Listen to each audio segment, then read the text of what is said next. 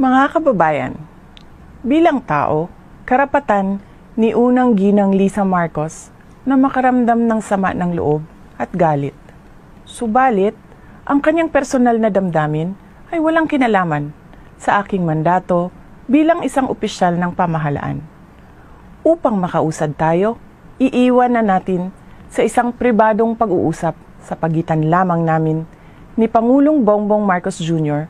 ang mga susunod na hakbang. Mga kaigsuunan, nag-atubang ang ato ang nasod ug dagkong mga problema nga kinahanglang solusyonan sa gobyerno. Dapat ay nakatutok tayo sa pagtugon sa mga suliraning hinaharap ng ating bansa. Patuloy ang pagtaas ng presyo ng pagkain at iba pang mga bilihin. At ito ay mas nagpapahirap pa sa dinaranas na gutom o kawalan ng sapat na pagkain ng mahihirap nating kababayan. Nagbabadya rin ang kakulangan ng supply ng tubig at kuryente, habang talamak na naman ang ipinagbabawal na droga.